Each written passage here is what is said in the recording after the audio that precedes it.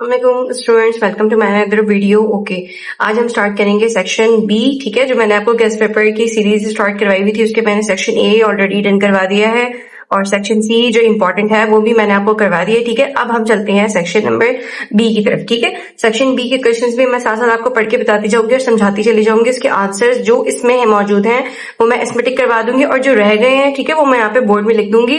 तो आप जस्ट का स्क्रीनशॉट लिख के लेके जो है ना उसकी तैयारी करना शुरू कर दीजिए। ठीक है, ओके स्टूडेंट्स, सबसे पहले जो न्यू चैनल में आने वाले लोग हैं वो सबसे पहले चैनल को लाजमी सब्सक्राइब कर लें ताकि मेरी आने वाली हर वीडियो आप तक इजीली पहुंच जाए। और लाजमी बेल आइकन को भी आपने प्रेस करना है और कमेंट, लाइक, शेयर सब कुछ करना है। ठीक है, फुल सपोर्ट करना है आपने ताकि आगे चल के मैं और मजीद लेक्चर्स भी अपलोड करते जाऊं। ठीक है, अच्छा यहाँ पे देखिए सबसे पहले फर्स्ट क्वेश्चन इसका है कि व्हाट इज स्टैटिस्टिक्स। स्टैटिस्टिक्स क्या होती है ये आपने बताना है।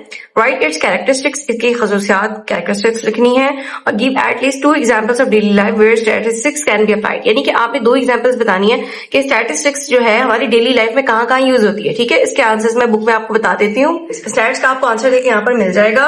ये लिखा हुआ है it is defined the body of method consisting collection. Basically stats में हम क्या करते हैं, हम कलेक्शन करते हैं, हम जमा करते हैं। ठीक है, डेटा को जमा करते हैं। डेटा क्या है, बेसिकली एक नंबर्स होते हैं, उन नंबर्स को हम जमा करते हैं, उसको हम प्रेजेंट करके दिखाते हैं। ठीक है, उसके बाद एनालाइज, उसे समझते हैं कि कितने ज्यादा चेंज वक्त के साथ साथ उन नंबर्स में कितना ज्यादा चेंज आता जा रहा है और इंटरप्रेट करके बताते हैं। इंटरप्रेट करके यानी कि किसे बताते हैं, मतलब कमेंट उस पर करते हैं। और वो लोग जिन्हें स्टैट्स नहीं पता, वो पर्सन जिन्हें स्टैट्स का डेटा नहीं देखना आता, तो हम उनको इंटरप्रेट करके बताते हैं। ठीक है, न्यूमेरिकल फैक्ट्स ऑफ डेटा।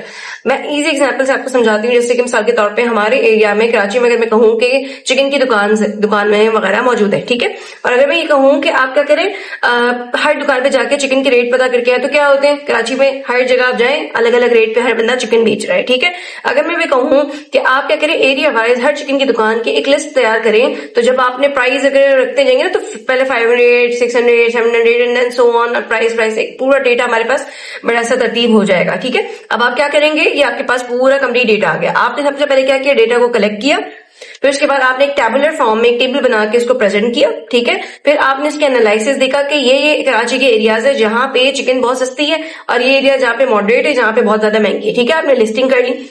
फिर उसके बाद वो पर्सन जिन्हें नहीं आता डेटा देखना, फिर आप उनको इंटरप्रेट करके बताते हो कि भाई इस डेटा का ये मीनिंग है। बेसिकली हम ये काम स्टैट्स में कर रहे होते हैं। ठीक है, आपने यहाँ पर कंप्लीट कर लिया स्टैट्स की डेफिनेशन। उसके बाद पूछा गया था कि कैरेक्टरिस्टिक्स ऑफ स्टैट्स क्या होती है। देखिए आपको मिल जाएगी, stats are aggregate of facts. यहाँ पे हम क्या करते हैं, बड़ी तादाद के नंबर्स को देख रहे होते हैं। A single isolate figures not stat. जैसे अगर मैं कहूँ 1 2 3 4, सिर्फ एक नंबर लिख दिया 85, बस ये एक सिंगल नंबर स्टैट्स नहीं हो सकता। स्टैट्स के लिए आपको क्या चाहिए, एक मल्टीपल नंबर्स होने चाहिए, काफी सारी सीरीज होनी चाहिए, वो आपके स्टैट्स का डेटा कहलाता है। ठीक है, जैसे कि देखिए लिखा हुआ है कि marks obtained by student in economics are 85 is not stat. यानी कि कोई स्टूडेंट है उसने सिर्फ 85 मार्क्स लिए हैं तो वो स्टैट्स नहीं है। हाँ, अगर पूरी क्लास के इकोनॉमिक्स के नंबर देखे जाए तो सबके एक जो लिस्ट बनेगी ना, हर बच्चे ने कितने नंबर्स लिए हैं, वो आपका स्टैट्स कहलाएगा। ठीक है, अब सेकंड कह रहे हैं स्टैट्स न्यूमेरिकली एक्सप्रेस्ड। आप क्या कह रहे हैं कि सिर्फ हम इसमें वो वाले क्या कहते हैं डेटा लेंगे जिसमें नंबर्स मौजूद हो। विदाउट नंबर्स हमने इसमें नहीं काउंट करते। जैसे कि यहाँ पे देखिए लिखा हुआ है एजेस ऑफ 3 पर्सन। जैसे हमने 3 पर्सन की एज निकाली तो यंग, मिडिल एंड ओल्ड। ठीक है, ये हमारा डेटा निकलेगा। स्टैट्स में इसका कोई काम नहीं है। थर्ड पॉइंट क्या कह रहे हैं, वैरायटी ऑफ कॉजेज। इसका क्या मतलब हुआ कि the statistical data must be affected by variety of causes. यानी कि स्टैट्स का डेटा जो है बहुत सारी वजूहात की वजह से चेंज भी हो सकता है। जैसे कि मिसाल के तौर पे मैंने मार्केट का डेटा लिया, मैंने आज डेटा लिया, कल इसके प्राइस बढ़ गए, तो मीन्स कि वो चेंज हो सकता है। ठीक है, 100% एक्यूरेट हमारे पास डेटा कभी भी अवेलेबल नहीं हो सकता। स्टैट्स आर इन्यूमरेटेड और एस्टिमेटेड। एस्टिमेटेड का मतलब होता है एस्टिमेट लगाना, राउंड ऑफ करना। ठीक है, अब देखिए इतनी सारी मैंने चिकन की शॉप्स की आपको एग्जांपल दी। अब हम क्या करेंगे, ज्यादा से ज्यादा 10 विजिट कर लेंगे, 15 विजिट कर लेंगे, 20 विजिट कर लेंगे। अगर 200 से शॉप है हम तो 200 एट अ टाइम विजिट नहीं कर सकते, तो हम क्या करेंगे, बाकियों के इन 20-30 दुकानों से को देखते हुए हम एस्टिमेट लगा लेंगे, वहां पर भी सेम यही प्राइसेस होंगे। ठीक है, तो स्टैट्स का डेटा हमेशा क्या होता है, एक्यूरेट नहीं होता। सिर्फ हम क्या करते हैं, उसको तुक्के लगा के एक अंदाजन जो है कवर कर लेते हैं। जैसे यहाँ पे देखिए एग्जाम्पल भी दी हुई है कि मेजरिंग में हाइट, यानी कि जब हम हाइट मेजर कर रहे होते हैं तो इसमें कुछ इंच का थोड़ा सा पोर्शन जो है वो रह जाता है, जिसे हम राउंड ऑफ पूरा कर लेते हैं। ठीक है, हम उसे पूरा एक थोड़े से इंच कम छोड़ के और पूरा एक हम हाइट पूरी अपनी जो है वो कवर कर लेते हैं। यहाँ तक उम्मीद है कि आपको समझ आ गया होगा। उसके बाद देखिए stats are collected in systematic way. Stat का डेटा जब भी कलेक्ट किया जाएगा हमेशा उसको एक तरतीब से कलेक्ट किया जाएगा, ठीक है। आगे पीछे लिखेंगे तो वो स्टैट्स का डेटा आपके लिए बेकार हो जाएगा, ठीक है। इतने भी पॉइंट्स अगर आप कर ले तो वो काफी है। प्रीडिटरमाइंड पर्पस यानी कि स्टैट्स का डेटा हमेशा जब भी आप कलेक्ट करोगे तो कोई ना कोई आपका मकसद होना चाहिए कि आप क्यों उसे कलेक्ट कर रहे हो, क्या चीज आप उससे देखना चाह रहे हो, ठीक है। तो यहाँ तक हम इस पॉइंट को रखते हैं, इतने भी आपके लिए काफी है, ठीक है। अब हम आगे बढ़ते हैं। इन्होंने कहा था कि स्टैट्स का डेटा डेली लाइफ में कहाँ यूज होता है, तो 2 बार जो है वो यूज होता है। देखिए पहला वेदर फोरकास्टिंग के लिए, मतलब रोजाना मौसम जो है वो हम अगर रिकॉर्ड करेंगे कि आज इतना टेम्परेचर है, कल इतना टेम्परेचर, अगर हम डेली बुक करेंगे तो हमारे पास बहुत सारे डेटा आ जाएगा, ठीक है। और ये क्यों किया जा रहा है, ताकि बताया जाए कि आइंदा आने वाले दिनों में मतलब मौसम की क्या सूरत हाल रहेगी, इसलिए स्टैट्स बहुत ज्यादा इंपॉर्टेंट है। Second, house hold budget. जाहिर है अगर आप रोजाना खर्चे जितने भी आप करते हैं, आप सारे अगर एक जगह पे लिस्ट बना लेंगे तो आपके लिए इजी हो जाएगा कि आइंदा आने वाला महीना, आइंदा आने वाले साल आप फिर उस हिसाब से अपने घर की बजटिंग करेंगे और उस तरह से चलाएंगे। तो स्टैट जो है वो घर में और फोरकास्टिंग के लिए ज्यादातर यूज की जाती है। अब हम बढ़ते हैं नेक्स्ट क्वेश्चन की तरफ। सेकंड कहने question, what is a frequency distribution, what are its advantages, explain the method of construction of frequency distribution। Frequency distribution की मैं आपको डेफिनेशन दिखा देती हूँ। आपको पेज नंबर 21 में आपको ये फ्रीक्वेंसी डिस्ट्रीब्यूशन की मिल जाएगी, ठीक है। बेसिकली फ्रीक्वेंसी डिस्ट्रीब्यूशन क्या थी, जो डेटा आपने निकाल लिया अब आप उसको अरेंजमेंट तरतीब के साथ उस डेटा को मुख्तलिफ साइजेस में यानी कि मुख्तलिफ इंटरवल्स के साइजेस में, ग्रुप्स में और इंडिविजुअल आप जब डेटा को तरतीब करते हैं ना, तो इसको तरतीब करने का जो काम होता है वो फ्रीक्वेंसी डिस्ट्रीब्यूशन कहलाता है। उम्मीद है कि आपको यहाँ तक समझ आ गया होगा। एक बात पूछा गया था कि एडवांटेजेस आप बताए फ्रीक्वेंसी डिस्ट्रीब्यूशन के, तो वो सारा मैं लिख लेती हूँ, फिर मैं आपको यहाँ पर समझा देती हूँ। देखिए मैंने यहाँ पर पूरा कंप्लीट जो है वो एडवांटेजेस ऑफ फ्रीक्वेंसी डिस्ट्रीब्यूशन मैंने लिख दिया है, ठीक है।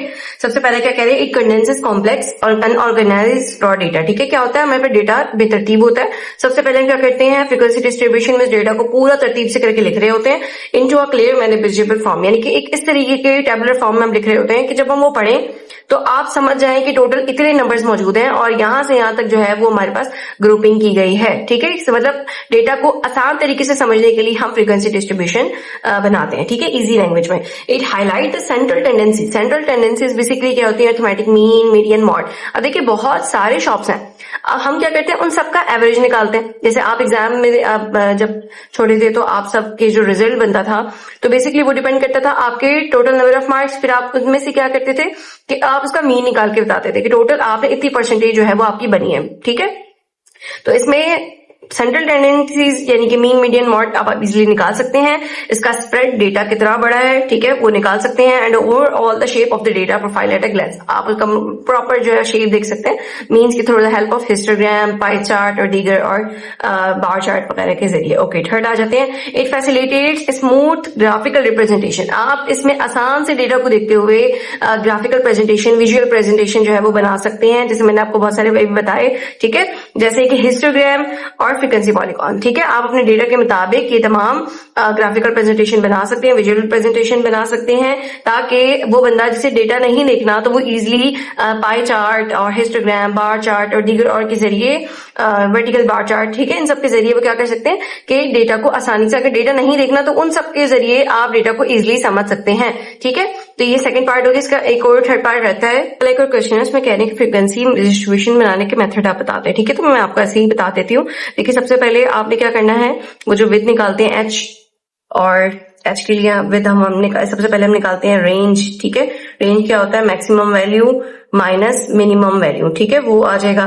फिर उसके बाद आपने सेकंड बताना है number of classes. Number of classes को हम के से डिनोट करते हैं, होता है 1 + 3.3 log n। जिसने किया होगा उन स्टूडेंट्स को आइडिया होगा जिन्होंने पढ़ा होगा ट्यूब, ठीक है। सेकंड चीज आप ये निकालते हैं। थर्ड आप निकालते हैं विड्थ। विड्थ का फॉर्मूला होता है range divide by number of classes, ठीक है। ये चीज आपकी आ गई। ये 3 आपने जो है ना इसमें लिखना होता है। फिर आप लिमिट्स बनाते हो, उसके बाद आप इसमें एक और चीज टैली मार्क जो है वो ऐड करते हो। तो ये तमाम चीजें आप इसमें पॉइंट बना के लिख सकते हैं, ठीक है। अब मैं चलती हूँ नेक्स्ट वाले क्वेश्चन की तरफ, क्योंकि वीडियो थोड़ी ज्यादा लंबी हो जाएगी, ठीक है। हमने जो है ना सेकंड वाला क्वेश्चन देख लिया। उसके बाद देखिए डिफरेंस लिखा हुआ है, डिफरेंशिएट डिस्क्रीट और कंटीन्यूअस वेरिएबल। ये 2 लाजमी आपने करने हैं। डिस्क्रीट और कंटीन्यूअस वेरिएबल क्या होते हैं, पहले तो मैं बता दूं। डिस्क्रीट बेसिकली एक स्पेसिफिक नंबर होता है, जैसे कि 5, 6, 7, कोई सा भी रैंडम नंबर हो सकता है, ठीक है। है, जो कि नंबर या फिर जैसे 10, 11, 12 कोई भी होगा, ठीक है। डिस्क्रीट जैसे मैं आपसे कहूँ आपके घर में जो फैमिली है उसके टोटल कितने मेंबर्स हैं, तो आप कहेंगे 5 हैं, कोई कहेंगे 10 हैं, कोई कहेंगे 2 हैं, कोई कहेंगे 4 हैं। एक हमें रैंडम नंबर मिल रहा है ना, ठीक है, ऐसे नंबर्स को हम डिस्क्रीट कहते हैं। और कंटिन्यूस का मतलब जैसे मैं कहूँ कि अगर मैं अपने ट्यूशन की बात करूं तो मेरे ट्यूशन में ऑलमोस्ट जो है 4 ईयर्स से लेके 22 ईयर्स तक के बच्चे जो है वो मेरे पास पढ़ते हैं, ठीक है। तो ये एक पूरा क्या हो गया मेरे पास, कंटिन्यूअस फॉर्म हो गई। यहां तक समझ आ गया आप लोगों को, ठीक है। क्या है ये कंटिन्यूअस डेटा, यानी कि 4 ईयर्स से लेके 22 ईयर्स तक के बच्चे मेरे पास हैं, ठीक है। फिर अगर ये एक कंटिन्यूअस डेटा है, मतलब 4 to 22, इसके बीच में बहुत सारे नंबर्स हैं, तो ऐसे डेटा जिनके बीच में इंटरवल आ रहा हो तो उसे हम कंटिन्यूअस डेटा कहते हैं। उम्मीद है कि आपको यहाँ तक समझ आ गया होगा। इसके जो डिफरेंस है वो मैं यहाँ पर लिख देती हूँ, तो आप स्क्रीनशॉट ले लीजिएगा, ठीक है। आप उसको लाजमी कर लीजिएगा क्योंकि इसके चांसेस हैं वाले क्वेश्चन आ जाए। स्टूडेंट सबसे पहले आप क्या करें, इसके स्क्रीनशॉट ले लें, ठीक है। फिर मैं अभी बताना शुरू करती हूँ। अच्छा, डिस्क्रीट पहले मैंने आपको समझा दिया था। Variable that take an isolated exact numerical values, क्या हो, एक एग्जैक्ट कोई नंबर हो, यूजुअली होल नंबर क्या होते हैं, जो 0 से स्टार्ट होते हैं। यानी कि कोई, जैसे मैंने आपकी फैमिली में पूछा था कितने मेंबर्स हो सकते हैं, तो आपने कहा 10, 5, 4, 3, 2, 1, कोई भी एग्जैक्टली नंबर हो सकता है, ठीक है। तो ऐसे नंबर्स हमारे डिस्क्रीट कहलाते हैं, जो कि हमने जब गेस्ट पेपर स्टार्ट किया था तो ये आपके एमसीक्यूज में भी आया हुआ था, ओके। कंटिन्यूअस क्या होते हैं, variable that can assume any value with in a specific range, कोई भी नंबर हो सकता है लेकिन उसके बीच में क्या होगा, रेंज मौजूद होगी। बेसिकली रेंज क्या थी, ये वही था जो मैं आपको बता रही थी, यहां से यहां तक इंटरवल बेसिकली, ठीक है। जैसे 5 to 10, फिर 15 to 20, ये हमारा कहलाता है continuous data, okay. Including decimals, ये डेसिमल्स नंबर भी हो सकते हैं या तो फिर ये फ्रैक्शन में भी हो सकते हैं। मे बी ये 0.5 से 3.5 भी हो सकता है, फिर 3.5 से आपका 6.5 भी हो सकता है, ठीक है। इस तरह भी हो, या फिर फ्रैक्शन 1/2 से लेके 3/2, इस तरह करके भी आप ले सकते हैं, लेकिन ज्यादातर इसमें होता है बाय डेटा, ठीक है। नेक्स्ट उसके बाद it is obtain bye counting, आप डिस्क्रीट वेरिएबल को इजीली काउंट कर सकते हो, ठीक है। It is obtain by measuring, ये काउंट हो सकते हैं और ये मेजर हो सकते हैं, ये नाप सकते हैं आप इन्हें, ठीक है। जैसे कि टेम्परेचर नापना हो, जैसे कि हाइट नापनी हो, ठीक है, एज नापनी हो, ये सारी चीजें जो है आप नाप सकते हो। Number of children in a family, ये इसके एग्जाम्पल दी हुई है कि जैसे number of children in a family, कितने बच्चे एक फैमिली में मौजूद हैं, या तो फिर नंबर ऑफ कार्स, आपके पास कितनी नंबर ऑफ गाड़ियां या यहाँ पर पार्किंग कितनी गाड़ियां खड़ी हैं, आप उसको इजीली क्या है कि आप काउंट कर सकते हो, ठीक है। तो वो कहलाएगा डिस्क्रीट डेटा। और कंटिन्यूअस डेटा क्या होगा, हाइट ऑफ अ पर्सन, किसी भी बंदे की हाइट अगर नापनी हो, ठीक है, तो वो आप नाप सकते हो इसमें। और टेम्परेचर ऑफ ए रूम, यानी कि मैं कहूँ इस वक्त रूम में मेरा इतना टेम्परेचर हो रहा है, ऑलमोस्ट कराची में जो ज़ाहिर ज्यादा है 38 to 42 डिग्री ऑलमोस्ट हो रही है, ठीक है। तो मतलब ये कंटिन्यूअस डेटा है कि वो बढ़ भी रहा है कम भी हो रहा है, तो वो कहलाएगा हमारा कंटिन्यूअस डेटा। आप जल्दी से इसका स्क्रीनशॉट ले लें। अब हम चलते हैं नेक्स्ट वाले क्वेश्चन की तरफ। देखिए हमारा नेक्स्ट दिया हुआ है क्वालिटेटिव और क्वांटिटेटिव डेटा, इन दोनों का आपने जो है ना डिफरेंस बताना है, वो भी मैं लिख लेती हूँ। अब हम स्टार्ट करते हैं क्वालिटेटिव डेटा और क्वांटिटेटिव डेटा, ठीक है। क्वालिटेटिव डेटा वो डेटा होता है जो कि क्वालिटी वाइज हो, मींस कि हम उसे नंबर्स में मेजर नहीं कर सकते, ठीक है। और क्वांटिटेटिव डेटा होता है जिसे हम नंबर्स में इजीली मेजर कर सकते हैं, ठीक है। ये भी पढ़ लेते हैं। डेटा डीलिंग विद डिस्क्रिप्शंस, ज्यादा डिस्क्रिप्शंस होंगी, एट्रीब्यूट्स और characteristic that can not be naturally measured numerically, मतलब वो कह रहे हैं कि जैसे मिसाल के तौर पे आपके पास जेंडर है, आप जेंडर को किस तरह से एक्सप्रेस करो, नहीं कर सकते ना, मतलब एक जेंडर एक अलग चीज है, स्पेसिफिक मेल फीमेल और एनी अदर जेंडर, ठीक है, आप उसके नहीं कर सकते। अच्छा, इसी तरह अगर मैं कहूँ एजेस ऑफ मैन निकालें, यंग, मिडिल और ओल्ड, क्या आप तीनों की क्वालिटी क्वांटिटी बता सकते हैं? नहीं बता सकते, तीनों अपनी जगह जो है वो इंपॉर्टेंट है एजेस, ठीक है। ये बात समझ आ गई आपको। ऐसा डेटा हमारा क्वालिटेटिव डेटा कहलाता है। और quantitative data can be quantified, यानी कि क्वांटिटी में मौजूद होगा, ऐसा डेटा नंबर्स की फॉर्म में होगा। वेरीफाई भी हो सकता है, आप उसको ऐड सब्ट्रैक्ट करके वेरीफाई भी कर सकते हो आंसर्स उसके, एंड मेजर न्यूमेरिकली, और जो भी मेजर आप करोगे, जो भी आप उसको ढूंढोगे, लिखोगे, ठीक है, काउंट करोगे, वो सारा डेटा की नंबर की ही फॉर्म में होगा। फोकस ऑन क्वालिटी और ट्रेड्स, ठीक है, हम ज्यादातर किस पे फोकस करेंगे, उसकी क्वालिटी पे, ठीक है, ये ज्यादा इंपॉर्टेंट होगा। फोकस इज ऑन क्वांटिटीज और अमाउंट, ज्यादातर आप किस पे करोगे, किस जो नंबर्स है उसकी क्या क्वांटिटी है और उसकी कितनी अमाउंट है, ठीक है। इसकी डिस्कशन हम क्वालिटेटिव डेटा में करते हैं। मिसाल के तौर पर यहाँ पर देखिए आई कलर, आई कलर क्या, आई कलर मीन्स कि भाई आपकी क्वालिटी है, ठीक है, नंबर में नहीं बता सकते हम, क्योंकि हर शख्स की देखें आई जितना ज्यादा प्यारी होगी तो वो मीन्स वो ज्यादा अच्छा बंदा होगा, उसकी ज्यादा क्वालिटी हो जाएगी, ठीक है, उसका क्वालिटेटिव डेटा हो जाएगा। ये बात समझ आइए आपको, ठीक है। नेक्स्ट नेशनैलिटी, क्या हम काउंट कर सकते हैं कि मेरे पास कितनी नेशनैलिटी है, ठीक है, कितनी ज्यादा परसेंटेज, कितनी अच्छी नेशनैलिटी है कि नहीं, ठीक है, ये चीजें तो नहीं हो सकती। नेक्स्ट जेंडर, मेल फीमेल, क्या हम इसे मतलब ये एक तरह का डेटा है, हम इसमें मतलब क्वांटिटी में तो नहीं कर सकते ना ये, ठीक है। इसी तरह यहाँ पे देखें मंथली सैलरी, आप अपनी मंथली सैलरी जो है वो न्यूमेरिकल फ्रेम डेटा को लिख सकते हैं। याद रखें नंबर्स की बात हो रही है यहाँ पे, और यहाँ पे नंबर्स की बात नहीं हो रही, ठीक है। वेट इन केजेस, आप ज़ाहिर वेट को भी मेजर कर सकते हो इजिली। इसी तरह एग्जाम के मार्क्स आप मेजर कर सकते हो। उम्मीद है कि यहाँ तक आपको समझ में आ गया होगा। अब हम चलते हैं नेक्स्ट वाले पार्ट की तरफ।